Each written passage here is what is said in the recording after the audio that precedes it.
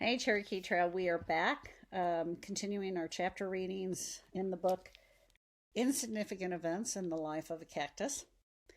And if you remember in chapter 4, we left Avon towards the end of the lunch period. She's had her first day at school, at her new school, and as you can imagine, it hasn't gone fabulously. She has always gone to school with kids that she always knew from when she was little, so there wasn't all the looks and the sort of people like wondering like what was up because of the way she looks, because remember, she was born without arms. And so it finishes, the chapter ends at lunch.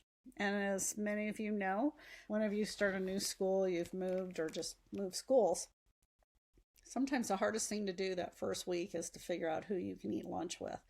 And it's not like in the classroom where, you've been given a seat so you know where to sit. Sometimes you just don't know where to sit when you go to lunch. And she feels like, she's getting a lot of looks and people are just waiting to see how she's going to eat, and super uncomfortable. So she ends up leaving the lunch area and then going to sit outside. And that's sort of how the story, that fourth chapter ends.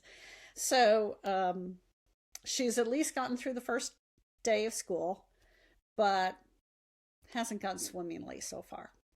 So we're going to begin chapter 5. You can read along on the screen or listen, whichever, or do both. Chapter 5. I'm sure a lot of people think it would be cool to live inside a theme park. And if the theme park was Disney World, I'm sure they would be right. Though I've never been there, I imagine living in Stagecoach Pass is probably not a whole lot like living in Disney World. It's more like living in Disney Shantytown. Now, what's a shanty? A shanty is sort of an older word used for like a shack, a small building, not necessarily in great condition. We'd moved into the small apartment of the Stagecoach Pass Saloon and Steakhouse because running a theme park is apparently a 24-hour-a-day job.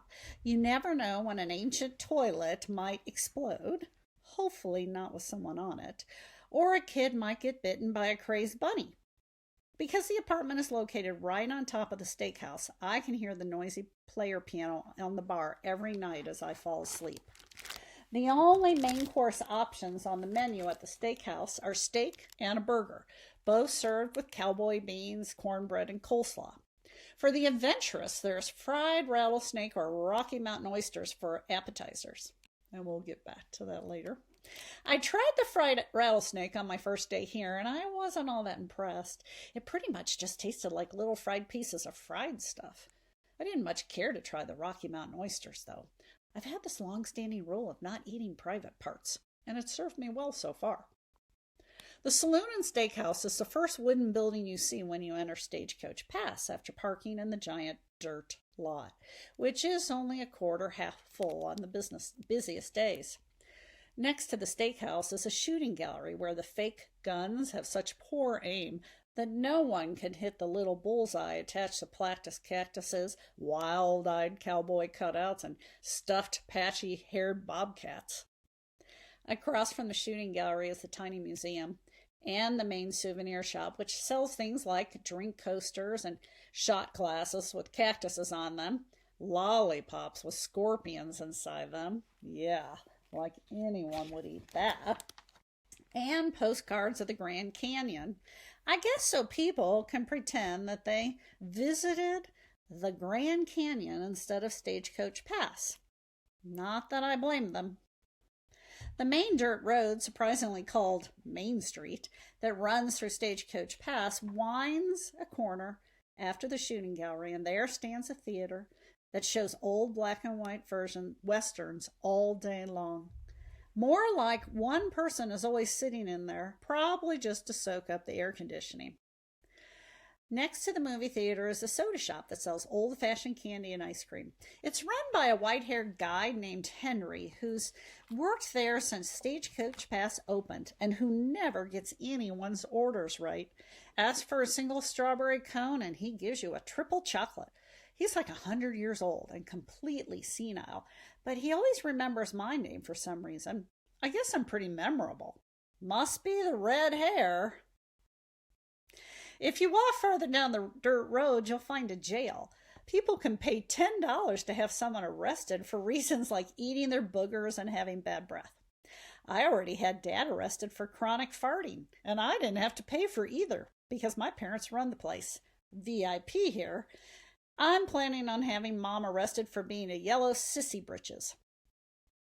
Across from the soda shop is a petting zoo with 3 goats, 2 sheep, 4 rabbits, 2 chickens, and Spaghetti, an extremely old mutant llama with a giant tumor growing out of his head. The lady who runs the petting zoo, Denise, told my parents that the tumor can't be removed because he's too old and surgery could kill him. Poor Spaghetti. The kids are scared of him and prefer to pet the other animals, but Spaghetti and I have a special connection. Toward the back of Stagecoach Pass is the gold mine, run by a cranky old man named Bob who clearly hates children. When they ask him if the gold is real, he's supposed to tell them, "It's real Stagecoach Pass gold," with a cheesy southern accent. Instead, he usually says in a mean-sounding Philadelphia accent, "It's real gold spray-painted rocks, genius," or "If it was real, do you think I'd be here letting you dig it up?" or "Simply shut your pie hole." You can have your palm read by Madame Myrtle, the park's psychic. She had a hard time figuring out my future, though. I asked her to read the bottom of my foot, but all she told me was that I had a lot of calluses and she liked my blue sparkling nail polish. Kids had the choice to ride either a 1,000-year-old donkey named Billy or a washed-up circus camel named Fred on the dirt trail that winds through the 10-acre piece of desert that sits behind Stagecoach Pass. The rest of Main Street is littered with empty buildings and storefronts that used to house things like a photography studio for taking old-fashioned portraits and a mechanical bull ride you could pay $5 to try.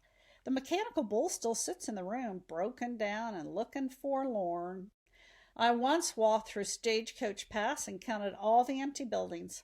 There are 17, more than the buildings in operation. When Stagecoach Pass opened 60 years ago, it was probably quite the tourist attraction, sitting way out in the middle of the desert. The city has caught up to it, though, and besides the patch of desert that sits behind it and the tiny border of desert that runs around it, it is completely surrounded by buildings and houses, a strange little time capsule in the middle of a big city.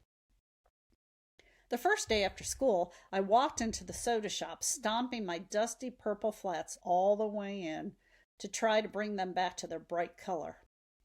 "Is there a marching band in here?" Henry called. "No," I frowned. "My shoes are all dirty."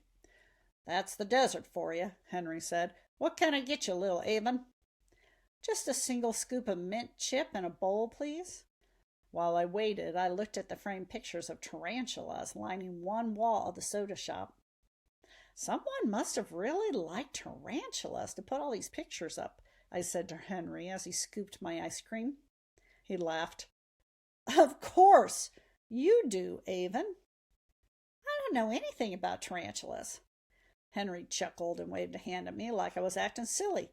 "No, really, I've never seen a tarantula before in my life," I said. He just smiled and shook his head. "You can't fool me, Avon." He handed me my ice cream, a double scoop of vanilla. Oh, well. I carefully picked the paper bowl up between my chin and shoulder. I walked out of the soda shop and sat in a rocking chair on the front porch to eat my vanilla, which I don't even like, ice cream. I dreaded going home and being subjected to more of the interrogation about my day Mom had started in the car. There simply wasn't anything to tell. After a few bites, I threw my ice cream in the trash.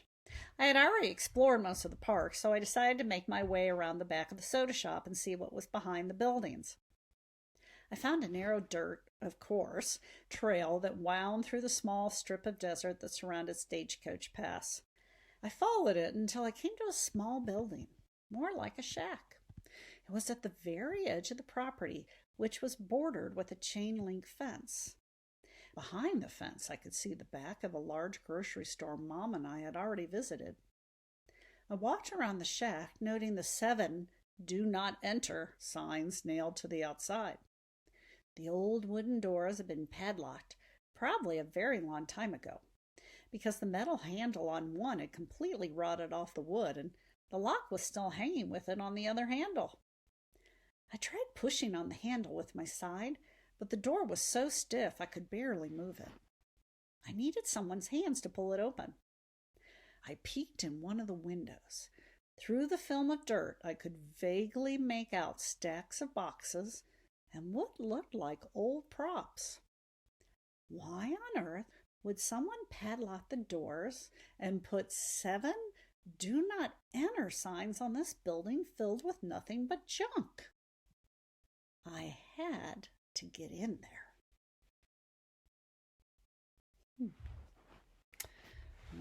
So a little bit more of maybe what's going to happen. The storyline's going, where the storyline's going. So there's this shanty here at the end, like a little old shack, hardly even standing up, but it's got like not just one "Do Not Enter" sign, but it's got like 7. So that means like someone really doesn't want you to go in here, and yet the padlock's so old it's sort of fallen off, but she can't seem to get it open. And all she can see inside the windows is just a bunch of junky boxes. So, like, why would someone put 7 "Do Not Enter" signs on? It makes you think, I should try and figure out what's in there. Now, back earlier in the chapter, they talked about Rocky Mountain oysters. In Colorado, actually, you guys know, it's sort of a famous thing at some of the older restaurants that have, like, Western themed. And she said, I have this long-standing rule of not eating private parts. So does anybody know? Some of you probably know. What are Rocky Mountain oysters? Yeah, they're like bull testicles. And they fry them up. They cut them off. So that's why she said she wasn't going to eat private parts. So that it's considered like a delicacy. And when you have family and friends come in from out of town, sometimes you try and trick them and get them to order Rocky Mountain oysters. What else did she talk about? Let's see. Oh, she talked about the ice cream guy who never gets anybody's ice cream straight. And she ordered what kind of ice cream when she came in? She ordered a single scoop of mint chip in a bowl. And what did she get? She got a double scoop of vanilla ice cream. Okay. So, and she's saying that Stagecoach Pass may have been great when it opened up a number of years ago, but now it's sort of run down. A lot of things aren't open. The mechanical bull isn't working. And it may have been, just as impressive as Disneyland was back in the day, but now it's sort of run down and they just don't have that many people coming. So I wonder what's going to happen. And she also said that she sort of felt like she was similar to Spaghetti. Who was Spaghetti? Spaghetti is that extremely old mutant llama with a giant tumor growing out of his head. Okay, she said the tumor can't be removed because he's too old and surgery could kill him. And poor Spaghetti, the kids are scared of him, prefer to pet the other animals. And so why does she feel like she has a special connection with Spaghetti? Yeah, because he's different. He looks different, and the kids are too scared of him to pet him. And I think she sometimes feels the same way, that people are too scared to talk with her or sit with her at lunch or make friends with her because she looks different. So there's sort of that juxtaposition that they feel. She sees a similarity and yet differences between them. Okay, so she's walked around. She's had her first day of school. She doesn't really want to go home because she doesn't want to have to answer all those questions from mom and dad about her first day of school. I know some of you can probably relate how you just get peppered with questions about what was your day like, and you're like, it was fine, and then keep asking more questions. But she's also now sort of curious. Her curiosity has been piqued by this building at the back with 7 "Do Not Enter" signs on it. Okay. I'm sort of interested to find out. I think there's going to be more clues as we go along. Okay. Onwards and upwards. We finished chapter 5. We'll catch you next time. Bye.